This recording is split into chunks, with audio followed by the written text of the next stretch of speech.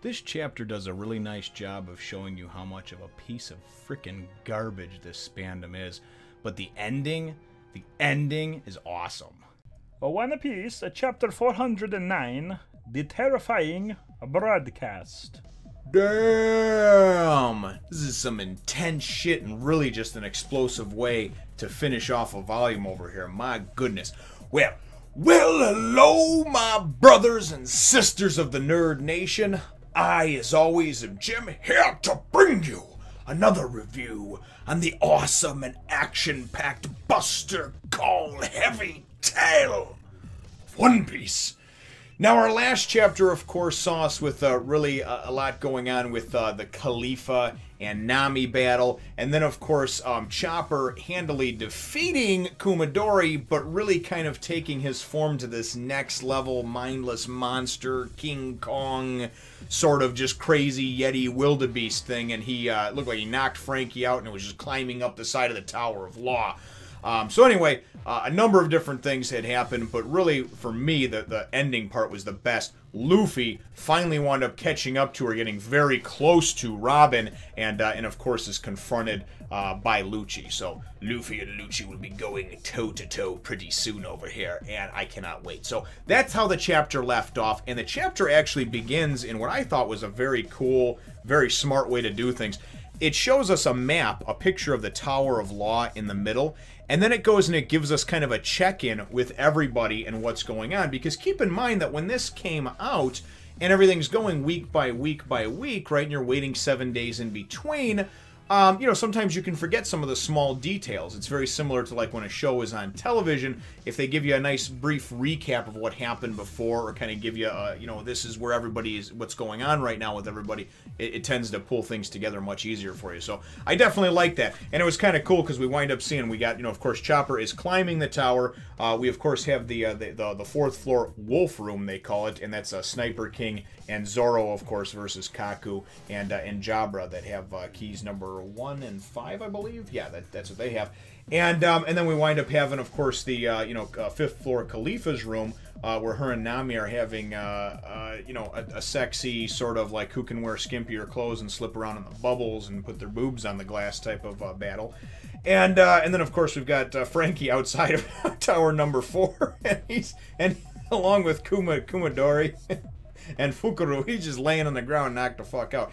Anyway, as the chapter progresses over here, the main focus of this chapter, they give us a check-in and show us as well in the next page where, of course, Rob, Lucci, and Luffy are fighting. And it's actually in kind of like the rotunda arm that you'd climb up into to get into this bridge of ascension or whatever that you have to get across, of course, to the gates of justice.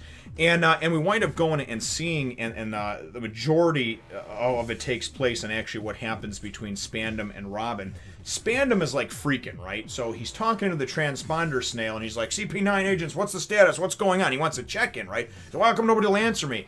And then all of a sudden he looks down and Robin points out to him that this asshole has pressed the button and is talking into the golden transponder snail. Now all of us here that have been reading and following along with this know that that is bad business. The golden transponder snail, that is what triggers the Buster Call. It's what goes and signifies and signals to the world government on their end with their silver transponder snail that picks up it, and there's a Buster Call being called too. So the next page is a double page spread that actually shows us the world government headquarters, and it actually shows us the you know, it actually shows their transponder snail you know, obviously ringing on their end, and then they're like, okay, the Buster Call has been sounded. Admiral Aokiji has requested a Buster Call. And then we go and we get, what's the target? Enies lobby. You know, alert the 5 vice admirals and get 10 warships prepared.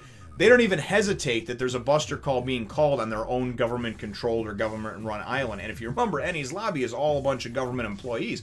Government, if you're a non-government employee, you're not even allowed on there, you know. Frankie and Mr. Tom and all that, you know, they want to having a little bit of knowledge of it because of, and Kokoro, because of having to go there to do some repairs before, and I think Paulie did as well. But other than that, it's very much, it's hush-hush type stuff. It's like the Pentagon, you know. You ain't just getting into the Pentagon and walking around hanging out. So, anyway, you know, so she goes and she's like, and Robin, of course, you got to remember, this is her nightmare, okay, the Buster Call. This is her demon in the closet.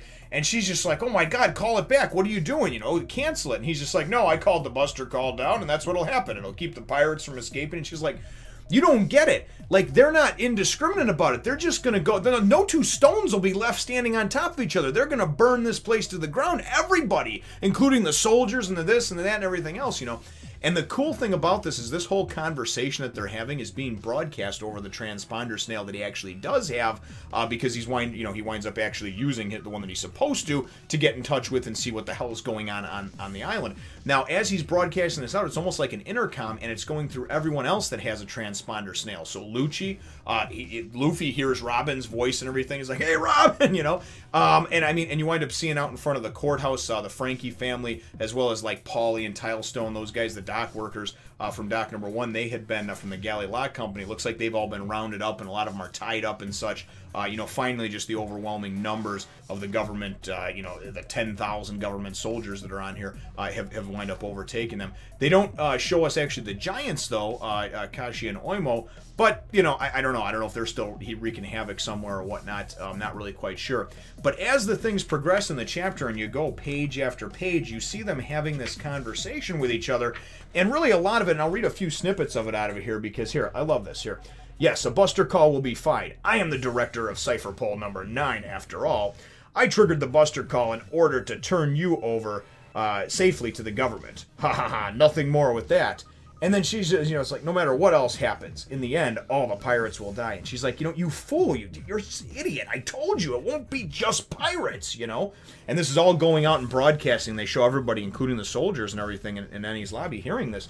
"Once a buster call is invoked, the Navy show no mercy to anyone. Everything in Enies' lobby will be burned beyond recognition. The buildings, the people, the island itself. It's a nightmare, a concentrated artillery assault which won't leave two stones standing on top of one another. That is the buster call. You don't know what happened in O'Hara 20 years ago. That's why." And she's trying to explain to him, like, stop being an idiot, right? "Is that all? You can't make an omelet without breaking a few eggs." And it's like, you just want to grab this motherfucker and just punch his fucking face in. And, all right, I'm fine now. But anyway, that's what you want to do, because then you see that picture of him there, and it's just like, oh god, he just has a face that looks like you just want to beat him. Seriously, he has a face that just invokes rage. Okay, a person who's normally very calm and very collected would see him and inside of 2 minutes want to just go and grab him and just headbutt him to death. Oh my god, just a little. And you look at him and you think, my god, out of all the sperms that came out of the tip of your father's dick, you were the fastest swimmer, Spandam. You were the fastest swimmer. Oh my goodness. All right, okay, I'm fine now. Back to normal. Sorry about that. Center myself over there. Anyway, we'll read a little bit more. "The military power of a generation is riding on this. I don't care how many soldiers it takes to stop these fools who are trying to save you. It doesn't matter how many thousands of people die. It's a small sacrifice for the future," right? And he's got a promotion riding on it, which he says, in the next page, "Besides, my promotion is riding on this." And then we get, everybody else is like, what the hell? What is he saying, So anyway, Robin winds up going, and she, don't you care at all about human life, this and that. She basically goes and winds up telling him, hey, listen, the whole conversation actually went on the air. So Robin goes, and then he goes and he tries to go and say, my name is Straw Hat Luffy. And Robin yells out, liar, over the thing. And she's like, everyone evacuate the island. Enies' lobby is under the buster call. If you stay on the island, you die, right? And then here's another panel that makes me want to just choke the life out of this motherfucking fictional character. He goes and he slaps my girl Robin right in the face. I mean, he busts her upside the head. Now, keep in mind that he wouldn't be pulling that shit if she wasn't handcuffed behind, obviously with her hands behind her back, and of course these Sea Prism cuffs, which negates all of her Devil Fruit powers. Anyways, nonetheless, though, it's some pretty grim shit. We get a little bit of a check-in kind of with everybody else in their respective rooms and what they have going on, but basically everybody's starting to freak. The buster call has been triggered. My favorite part, though, is when they show Khalifa and Nami. She's like, oh, you poor things, it seems hopeless, doesn't it? I'm not worried. We're quite used to situations like this. And that's what Nami winds up saying. So I actually thought that was pretty cool. So, like I said, the whole chapter just focuses on pretty much all hell breaking loose, in here. And then you see another panel, too, where Spandam has obviously hit her more, has hit Robin more, because she's laying, just kind of on an angle, downward on the stairs. And again, just kind of invokes that sort of rage from me and whatnot. So, but then the next thing that I liked, and this is the last few pages over here, the shit's about to go down because we haven't had a check-in with Lucci and of course, Luffy, right?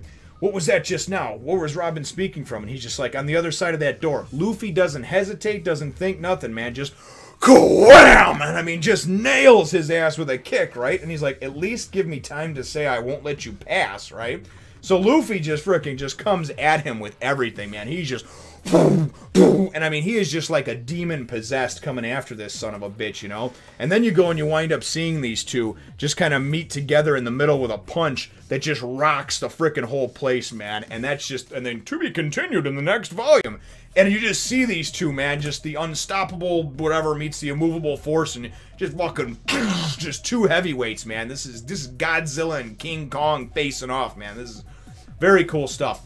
And I'm very excited about seeing that, if you couldn't tell already. But of course, Spandam makes me angry as well. That's where the chapter ends off. That's where the volume ends off, brothers and sisters. And my chapter question for you is, really, what are your thoughts on Spandam and triggering the Buster Call? Is he really just that fucking dense and that stupid? Or does he really just have that little of a care in the world for loss of life? Doesn't he think that his promotion that's riding on the line is going to be negated if the government winds up going and coming in on this Buster Call and killing thousands of their own men and women? And then they wind up going and finding out, even if he tries to cover up, that they find out that it was for no reason other than he's a fucking idiot? You know, oh my God. Anyway, but my chapter question, answer it to the best of your abilities. What do you think about Spandam, of course, triggering the Buster Call over there? And, man, just really pisses me off. Like I said, I just want to...